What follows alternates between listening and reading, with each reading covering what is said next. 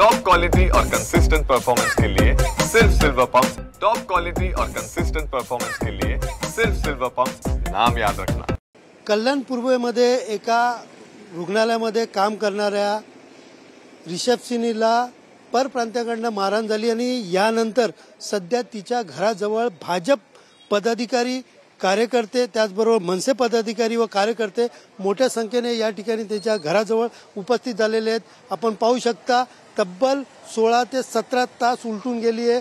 Police आरोपीला अजूनपर्यंत पकडू शकली नाही आणि याचाच राग जो आहे तो मनसे कार्यकर्त्यांमध्ये दिसतो। थोड्या वेळापूर्वीच मनसे कार्यकर्ते जे आहेत ते मानपाडा पोलीस स्थानकाबाहेर त्या ठिकाणी मोठ्या प्रमाणात आंदोलन करत होते। आता पीडित मुलीच्या घरी जे आहेत हे सगळे कार्यकर्ते, पदाधिकारी आलेत आणि त्याचबरोबर मनसे आणि भाजपचे नेते देखील या ठिकाणी थोड्या वेळात येणार आहेत। नेमकं या पदाधिकाऱ्यांचं काय म्हणणं आहे, कशा प्रकारचा यांचा संताप आहे, आपण त्यांच्याकडनं जाणून घेऊया।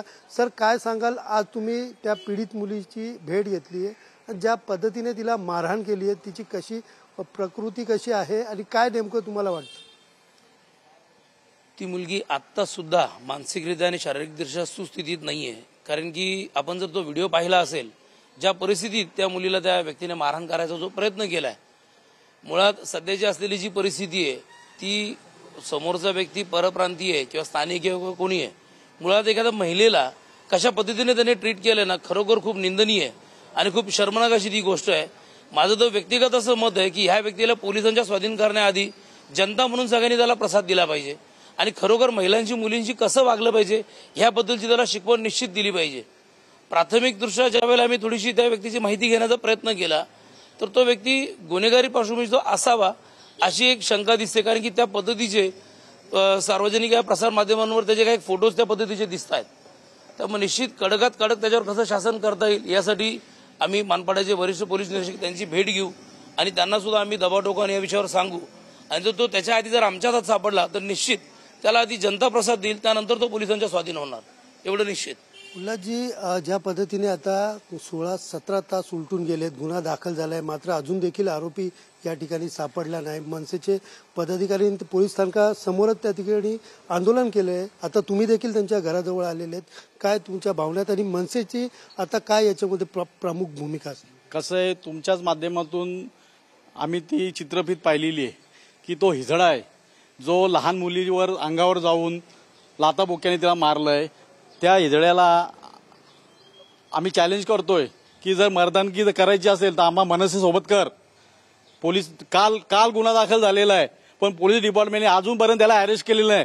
मी आपल्या माध्यमातून पोलीस डिपार्टमेंटला सांगू इच्छितो, जर येत्या 4 तासात जर त्या आरोपीला अटक केली नाही तर महाराष्ट्र नवनिर्माण सेना आमच्या पद्धतीने अरेस्ट करू, आमच्या पद्धतीने चोप देऊन आम्ही पोलीस स्टेशनला जमा केल्याशिवाय राहणार नाही।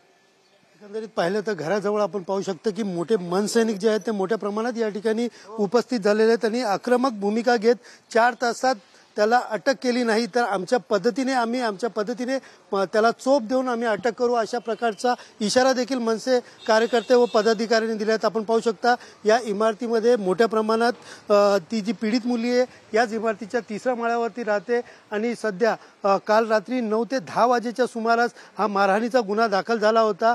गोपाल झा या तरुणांनी मारहाण केलेली आहे आणि ज्या पद्धतीने आपण पाहिलं की फेसबुक असेल, सोशल साईट असेल, त्याच्यावरती तलवार वगैरे किंवा धाड शस्त्र असेल असे वेगवेगळे शस्त्र हातात घेऊन त्यांनी फेसबुक आणि याच्यावरती फोटो देखील अपलोड केलेले आहेत। त्यानंतर मनसेने देखील या ठिकाणी आक्रमक भूमिका घेतली आहे, भाजपचे पदाधिकारी देखील या ठिकाणी आलेत। एकंदरीत पोलीस जे आहेत, पोलीस बंदोबस्त या ठिकाणी वाढवण्यात आलेला आहे, पोलीसही त्यांचा तपास घेतात। मात्र मनसैनिकांनी या ठिकाणी इशारा दिलेला आहे 4 तासात त्याला अटक करा, अन्यथा आम्ही शोधून त्याला चोप देऊ, असा इशारा जो आहे पोलिसांना मनसैनिकांनी दिलेला आहे।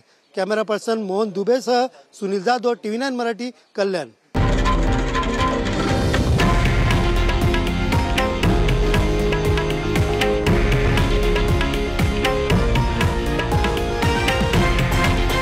हे आहे देशातील नंबर 1 न्यूज नेटवर्क आणि आपण पाहत आहात TV9 मराठी, एकमेव।